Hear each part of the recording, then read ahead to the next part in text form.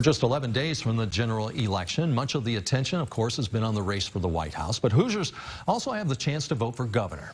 Yeah, Taylor Johnson spoke with the three candidates looking for your vote. She joins us now with their appeal to you before you head to the polls. Taylor. Mike and Dana, Republican incumbent Eric Holcomb, Democrat Dr. Woody Myers, and Libertarian Donald Rainwater each shared with me why they should be Indiana's leader, with hopes that Hoosiers will trust them with their vote. Election Day is in less than 2 weeks, and while thousands of Hoosiers in the Valley have already cast their ballot, it's not over yet. Governor candidates are still on the trail, hoping to gain voter support. In the race is Governor Eric Holcomb. But the number of investments that we were making and the growth of our economy was allowing us as a state and as a people to grow. And I want to keep that momentum going. Dr. Woody Myers. If you believe that we should make progress that's fair and across the board for everyone, then you should vote for me. If you think things are going extremely well and there's no need for improvement, vote for one of the other guys. And Donald Rainwater. I want to reduce the size and scope of government.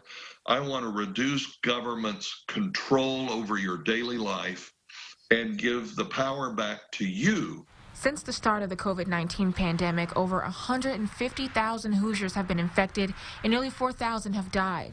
In Vigo County, over 2,600 are infected and nearly 40 have died as of October 22nd. Governor Holcomb recently moved the state to stage 5 of his Back on Track Indiana plan.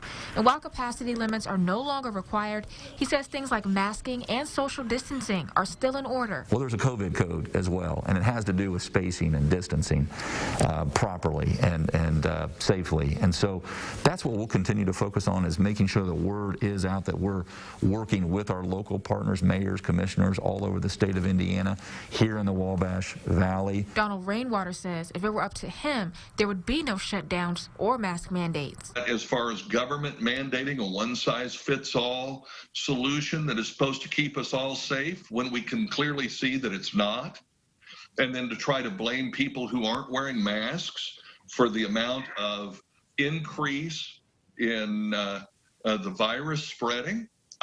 First of all, there's no science behind that whatsoever. That's just scare tactic. Woody Myers says Indiana is on the wrong track, so he'd make adjustments. Parts of our state should be back in stage 3.